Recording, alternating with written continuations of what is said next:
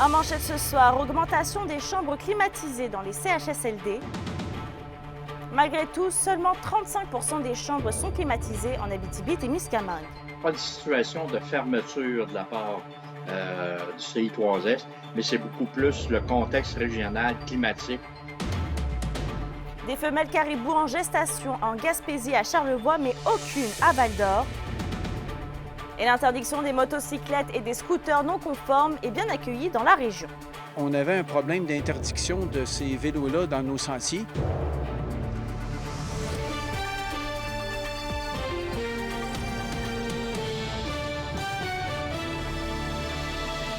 Bonsoir tout le monde et bienvenue parmi nous. De plus en plus de chambres sont climatisées dans les centres d'hébergement et de soins de longue durée, selon un rapport qui a été publié par l'Association québécoise des retraités des secteurs publics et parapublics. Mais malgré cela, c'est moins que 4 chambres sur 10 qui sont climatisées en Abitibi-Témiscamingue. Les détails avec Félix Blaquière. 35 %.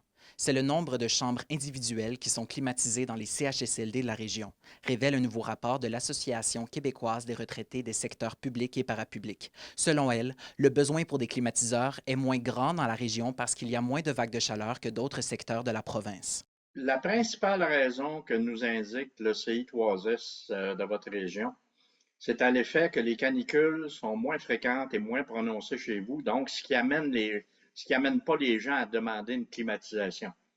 Les données statistiques d'Environnement et Changement climatique Canada confirment qu'en moyenne, dans les 30 dernières années, la région enregistre 2 fois moins de journées dépassant les 30 degrés que dans le sud du Québec. Lors des derniers 30 ans, on observe environ en moyenne 5 journées avec des températures au-dessus de 30 pour ce qui est de la région de l'Abitibi, alors que dans le sud du Québec, à Montréal, on est à près de 11 journées avec des températures au-dessus de 30. Ça, c'est au thermomètre, ça ne tient pas compte de l'humidex. Les résidents doivent faire la demande s'ils veulent une chambre climatisée, mais le Centre intégré de santé et de services sociaux de l'Abitibi-Témiscamingue explique qu'il y a aussi des difficultés techniques étant donné que plusieurs bâtiments ont entre 60 et 70 ans. Nos bâtiments les plus récents ont accès à de la climatisation dans l'ensemble des milieux, mais on a des bâtiments qui datent de 70 ans, 73 ans. Donc, eux, c'est plus difficile la mise en place et c'est rare, mais parfois, on peut avoir une limitation au niveau vraiment des équipements électriques, de la structure du bâtiment qui va rendre l'installation plus difficile. Pour le Conseil de protection des malades, 35 % des chambres climatisées, c'est trop peu. Et les résidents ne devraient pas à faire eux-mêmes la demande, selon le président du Conseil. Madame, monsieur, qu'est-ce que ça vous prend? Préférez-vous la climatisation ou si un bon système de ventilation vous suffirait? Il faut le demander. Les gens ont peur de le demander, surtout quand on est âgé et très malade. On a peur de demander parce qu'on ne veut pas déplaire, on ne veut pas avoir de représailles. C'est encore ça, hein? On a encore peur de déranger puis de se plaindre. Alors, je dis, sortez de vos bureaux climatisés, allez voir les gens. Le CISAT intègre la climatisation à ces nouveaux bâtiments, comme la future maison des aînés de Macamic, où les résidents pourront eux-mêmes régler la température, tant pour la chaleur que pour la fraîcheur. Félix Blaquière, RNC Nouvelles, Val-d'Or. Aucune femelle caribou de la Harde de Val-d'Or n'était en période de gestation au printemps dernier. C'est ce que révèle le plus récent rapport du ministère de l'Environnement. Alors que la situation est tout autre dans d'autres hardes, alors que 18 caribous étaient en gestation en Gaspésie et à Charlevoix. Le ministère assure surveiller les caribous en période de grossesse, mais les risques de mortalité périnatale des faons et des femelles sont réels. À Val-d'Or, on dénombre toujours 9 caribous, soit 5 mâles adultes et 4 femelles adultes. Dans un autre dossier, depuis hier, les motocyclettes et les cyclomoteurs non conformes sont dorénavant interdits partout dans la province. Et pour certains cyclistes, c'est un réel soupir de soulagement qu'Emilia Laliberté explique. Les vélomoteurs, scooters et motocyclettes non immatriculés ne peuvent maintenant plus circuler tant sur la chaussée que sur les pistes cyclables. C'est la décision qu'a rendue le ministère des Transports et de la Mobilité durable pour assurer la sécurité des autres usagers avec qui ils partagent la route. Le Club Accro-Vélo de Val-d'Or salue cette nouvelle réglementation. Nos sentiers, nous, sont sinueux, donc il y a beaucoup de virages. Et évidemment que ces vélos-là sont électriques, donc tu ne les entends pas venir. Et puis, il pourrait se produire des accidents graves. Donc, on avait un problème d'interdiction de ces vélos-là dans nos sentiers. Et puis maintenant, avec l'arrêté ministériel, bien, ça nous facilite beaucoup la tâche. Certains engins électriques allaient même jusqu'à endommager les pistes de vélo. Ces nouveaux vélos électriques-là ont une puissance tellement grande que la roue arrière va détériorer à cause de la puissance, va tourner, va arracher là, racines, sable, roches, ce qui provoque des trous, accumulation d'eau. Mais il faut maintenant faire la distinction entre vélo électrique et motocyclette. Depuis quelques années, on a des vélos à assistance électrique qui ont des pédales. Donc, c'est des vélos tu vas pédaler et tu as une assistance électrique. Ces vélos-là sont limités à une vitesse d'environ 30 km/h. Ce qui fait que pour l'utilisation dans la forêt récréative, dans les différents sentiers, il n'y a aucun problème. Les nouveaux types de vélos qui étaient problématiques, c'est des vélos où le moteur électrique est beaucoup plus puissant et on a seulement des repose-pieds. Donc, il n'y a aucune assistance humaine là, pour le pédalage. Pour en avoir vu quelques-uns, Camélia, j'en ai vu un passer aux environs de 50-60 km/h. Je ne pourrais pas dire leur vitesse maximum, mais ça ressemble beaucoup plus là, à un vélo de style motocross. Le Code de la sécurité routière prévoit une amende de 300 à 600 $ pour les récalcitrants. Kémilia La Liberté, RNC Nouvelles, Rouyn-Noranda. Vos réponses à la question du jour TVA. Une présentation de la Clinique infirmière Nord-Ouest partout dans la région. Nous vous offrons des consultations rapides avec des infirmières et infirmières praticiennes spécialisées et un nouveau service de téléconsultation. Contactez-nous pour plus d'informations ou visitez notre site Web. Et à la question du jour, on vous demandait, avez-vous été témoin de comportements problématiques concernant les motocyclettes et scooters non conformes? Vous avez répondu oui à 54%. Après 2 ans de fermeture, les adeptes de pêche dans la région vont pouvoir profiter de la réouverture du lac Florentien les 9, 10 et 11 août prochains. De nouvelles installations ont été aménagées pour répondre aux normes de protection de l'environnement. Et Alexis, certains changements importants seront instaurés pour ceux qui vont fréquenter le lac.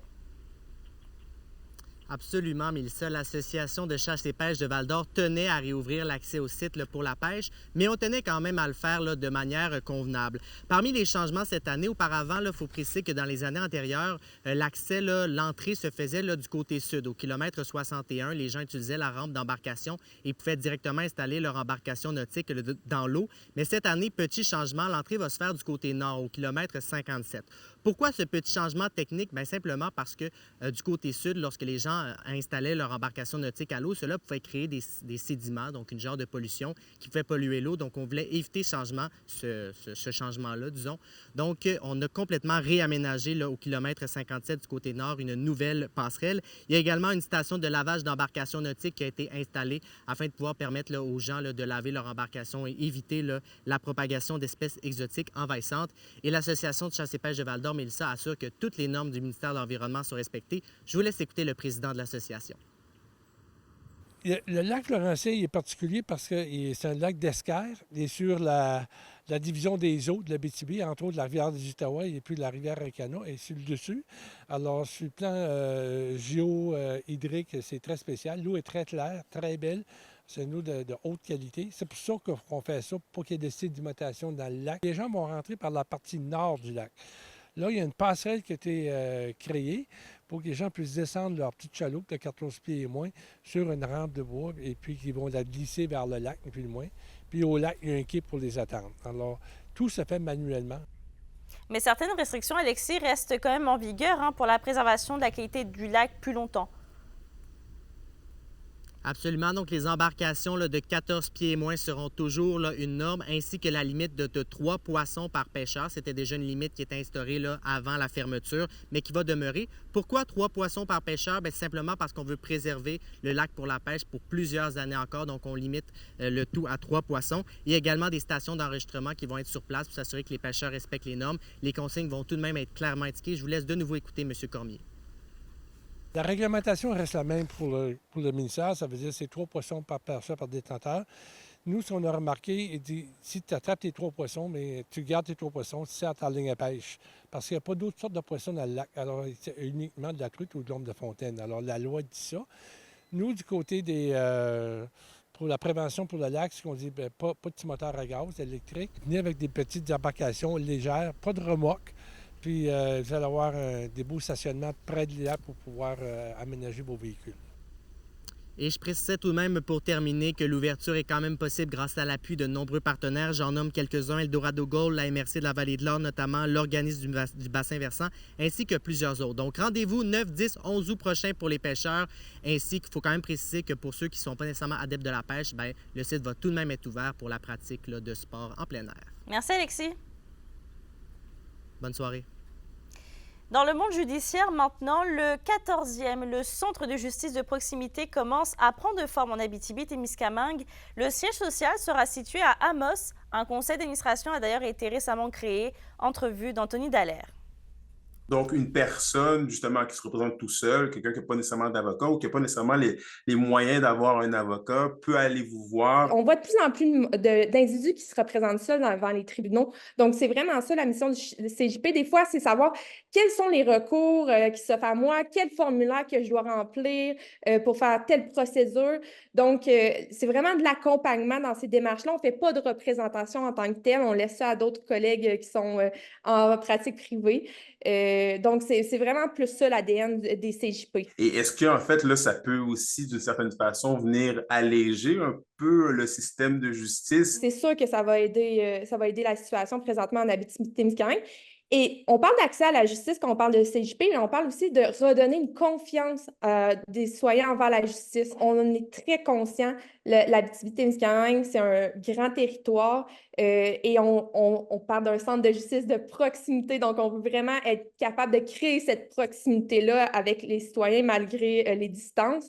Il y a différents CJP dans d'autres régions très éloignées aussi. Je pense par exemple à la Côte-Nord, qui ont réfléchi leurs services d'une certaine manière pour permettre justement l'accessibilité à tous les citoyens par exemple des bureaux satellites, la possibilité de donner de l'information juridique par téléphone. Donc, c'est des situations qu'on réfléchit aussi. Vous avez affiché justement le poste de la direction pour avoir une direction générale. Je serais curieux de savoir, ça va être quel genre de personnes on recherche pour pouvoir faire ce poste-là? On cherche quelqu'un qui a de 2 à 5 ans d'expérience au niveau du droit au moins, un juriste, donc quelqu'un qui est membre de la Chambre des notaires ou du barreau du Québec. On cherche aussi quelqu'un qui a une bonne connaissance de la région, des besoins de la région. Si on est capable de combler le poste de directeur général sous peu, on espère vraiment pouvoir ouvrir le CJP d'ici la fin 2024. Avec plus de 125 millions de dollars, le CIS de l'Abitibi-Témiscamingue a le 3e déficit le plus élevé parmi tous les établissements de santé de la province. Selon le Journal de Montréal, seuls les CIS de la Côte-Nord et des Laurentides ont des déficits plus importants.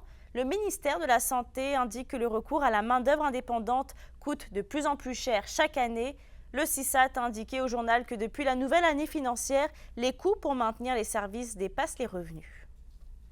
L'indice boursier minier au TVA Nouvelle 18h est une présentation de GFM Groupe Financier. Dirigeants d'entreprises et particuliers, fiez-vous aux experts de GFM pour vos placements, assurances de personnes et assurances collectives. Car pour vous, ils vont au-delà de la finance. Mon nom est Michael Lachance. Après la pause, on parle de la fusion de la librairie Au Boulon d'Ancrage, la librairie En Marge et la Fontaine des Arts. Restez à l'écoute.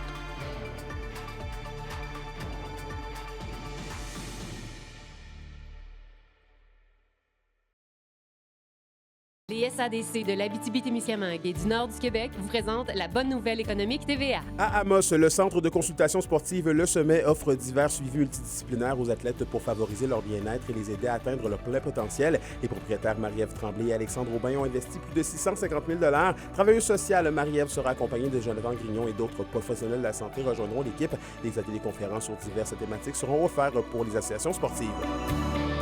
Les SADC, partenaires de l'économie de la région. La triennale en métiers d'art de la SAR lance un appel de projet qui s'adresse aux artisans professionnels ou de la relève de l'Abitibi-Témiscamingue. L'exposition, qui est présentée tous les 3 ans, vise à mettre en lumière les processus de création et d'offrir une vitrine aux différents métiers d'art d'expression. Le tout permet aussi aux artistes d'élargir leur réseau professionnel. Les inscriptions peuvent être soumises jusqu'au 27 septembre prochain. La chronique culturelle vous est offerte par la troupe à cœur ouvert qui vous présente cet été Dernier embarquement au paradis. Justine, la librairie au boulon d'ancrage de Rouyn-Noranda déménage et fusionne avec d'autres commerces. Et elle fusionne avec la Fontaine des Arts et la librairie En Marge. Ils sont présentement en plein déménagement là, depuis 3 jours pour que tout soit parfait pour l'ouverture de demain. Ça va maintenant s'appeler la librairie Ancrage qui va être dans le local de la Fontaine des Arts, ici sur l'avenue principale. Les 2 propriétaires, Michael Lachance et Andréane Dallaire, ont décidé de fusionner leurs 2 commerces pour augmenter les possibilités d'activités et de projets qu'ils ont en tête. Mon épouse et associée Andréane Dallaire a acquis la Fontaine des Arts, la librairie En Marge, il y a 2 ans. Et j'étais déjà propriétaire du boulon d'ancrage depuis une dizaine d'années. Et avec la librairie En Marge de la Fontaine venait le bâtiment. Et financièrement et au niveau de nos projets, ça faisait du sens d'arriver à terme avec une fusion de toutes les 3 entreprises, créer une nouvelle boutique, centraliser les produits, puis avec le bâtiment, pouvoir faire plus d'événements, de projets, des choses comme ça. On amène plus de sélection au niveau du livre. Le boulon d'ancrage a toujours été une librairie spécialisée dans le livre. On garde le même inventaire, la même sélection, la même offre. Et on garde le côté art et encadrement.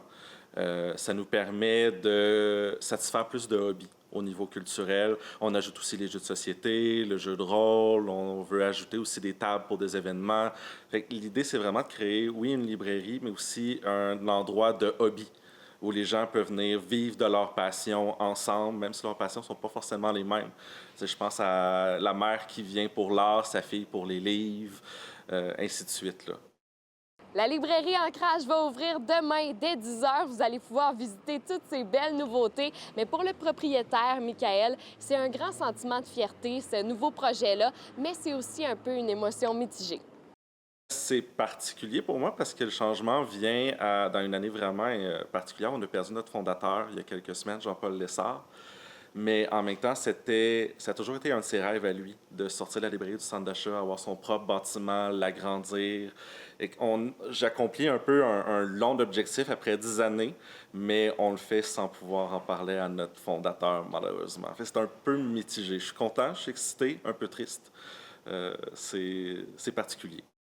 Depuis 16h cet après-midi, plusieurs familles ont du plaisir sur la thématique Fête d'enfants au parc Tembec. Il y a plein de sucreries et d'activités comme des jeux gonflables, une mini-ferme et plus encore qui sont offertes aux enfants jusqu'à 19h30. Vous avez encore le temps d'aller faire un petit tour. Tout le monde est invité à cette fête familiale. Tom Saint-Pierre, le directeur des loisirs de Macamic, est très fier de ramener cet événement pour une 2e édition.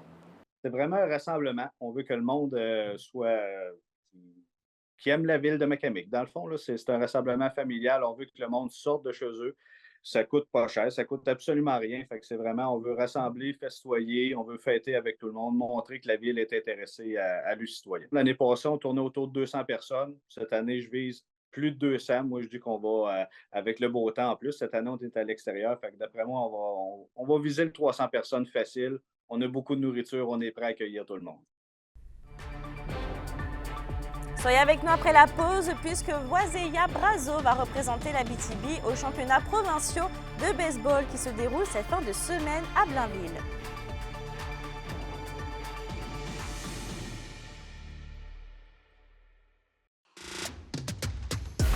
Les sports vous sont présentés par Thibaut GM, votre concessionnaire de confiance à Rouyn-Noranda, là où qualité et choix se rencontrent. Waseya Brazo va représenter l'Abitibi-Témiscamingue aux championnats provinciaux féminins de baseball. La jeune adolescente de Kilchis-Sakik de 16 ans sera donc du côté de Blainville cette fin de semaine. Et selon le responsable de Fun Sport Canada, Pierre Trépanier, elle est en plus la seule Anishinaabe dans son équipe de baseball à participer au championnat. Il a ajouté aussi que Waseya Brazo participe aux activités sportives depuis toute petite, en plus de travailler très fort à l'école. Il se dit très fier de l'adolescente. Et toujours au sport, les Pirates de Ville-Marie annoncent le retour de Justin Morin avec la formation. Le numéro 67 a été présent comme affilié lors de la dernière saison 2023-2024. L'organisation est d'avis que le hockeyeur de 6 pieds et 175 livres a réussi à améliorer son jeu et qu'il est solide défensivement et physiquement. Pour une nouvelle importante à nous communiquer, contactez-nous. Nouvelle au pluriel @rncmedia.ca, par téléphone 1-866 463 4636 et notre site web tvabitibi.ca.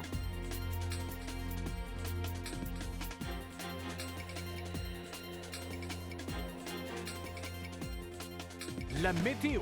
Une présentation de Nicole Auto de la Sarre, la capitale du pick-up. Vous y trouverez toujours le meilleur choix, toujours le meilleur prix. Et à la météo, Justine, après le soleil d'aujourd'hui, on aura le droit maintenant à de la pluie. Effectivement, et ça va tomber surtout du côté de l'Abitibi ce soir et cette nuit. Ce qui nous attend, c'est des averses avec des orages. Même, il y a un risque d'un orage violent tôt ce soir et un minimum de 16. Du côté du Témiscamingue, on a un 40 de probabilité d'averse tôt ce soir et un minimum de 17. Demain, là, c'est une journée extrêmement chaude qui nous attend. Partout dans la région, on va avoir une alternance de soleil et de nuages avec un 40 de probabilité d'averse tard en après-midi. Mais ce qui est important à retenir, c'est qu'on va avoir un maximum de 30 qui nous attend, qui va monter jusqu'à 36 avec l'humidex. Alors, soyez prudents puis allumez vos airs climatisés. Et un petit aperçu pour vendredi en Abitibi, on va avoir une alternance de soleil et de nuages avec un 60 de probabilité d'averse et encore une fois un maximum de 30. Et pour le Témiscamingue, pas de pluie, mais quand même une alternance de soleil et de nuages avec un maximum de 30. Ce soir, protégez-vous de l'eau et demain, buvez beaucoup d'eau parce qu'il va faire chaud. Effectivement, merci Justine. Avant de se quitter, le nouveau joueur des Huskies, Lars Steiner, va participer à l'édition de cette année du tournoi de la Coupe Linka Gretzky. Il représentera son pays, la Suisse. Et je termine aussi par toute l'équipe de RNC Média qui souhaite toute la meilleure des chances pour David Mercier, qui nous quitte pour poursuivre ses études universitaires. Merci pour tout, et David, puis on se voit à la prochaine. Et sur ce, je vous vois demain. Je vous souhaite une belle soirée et on se retrouve demain.